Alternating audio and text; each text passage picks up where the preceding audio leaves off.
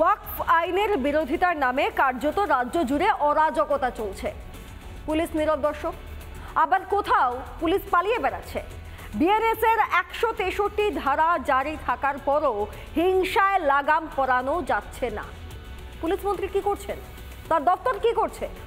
বাংলাকে শান্ত করতে আদৌ কোনো পদক্ষেপ নেবেন মমতা, না চুপ থেকে ধ্বংসস্তূপ হওয়ার দিকে ঠেলে দেবেন গোটা রাজ্যটাকে?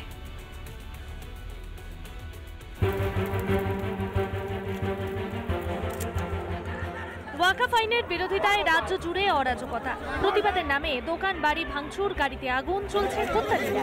প্রতিবাদের এই কেমন রূপ দেখছে বাংলা? আমাদের অপরাধ, আমরা হিন্দু বলে আমাদের অপরাধ। মন্দির মুখে তাণ্ডব করেছে, সব ভেঙে দিয়েছে।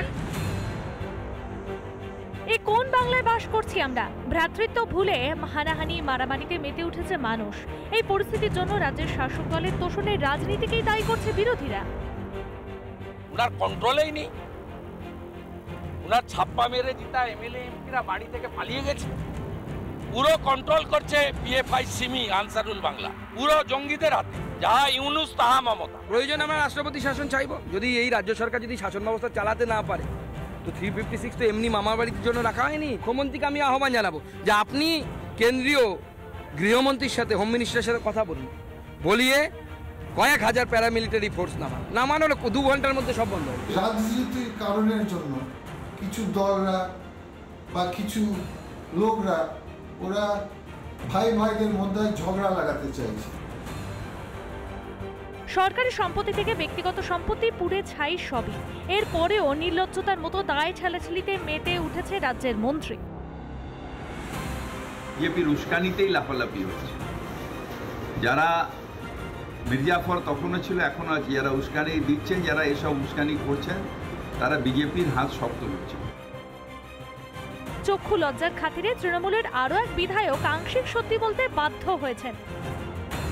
পুলিশ প্রশাসন শুধুমাত্র এইরকম যে দায়সারা করছে, ওখানে কি এমন ঘটলো যে ওখানে প্রতিদিন লাগাতার এটা চলবে?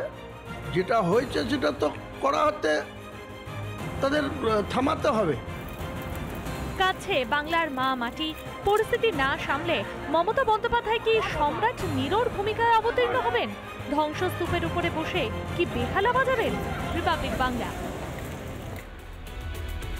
নানা ধরনের কন্টেন্ট দেখার জন্য লাইক করুন, শেয়ার করুন আমাদের ফেসবুক পেজ, সাবস্ক্রাইব করুন আমাদের ইউটিউব চ্যানেল। পাশাপাশি অন্যান্য ব্রেকিং নিউজের জন্য অবশ্যই চোখ রাখুন রিপাবলিক বাংলায়।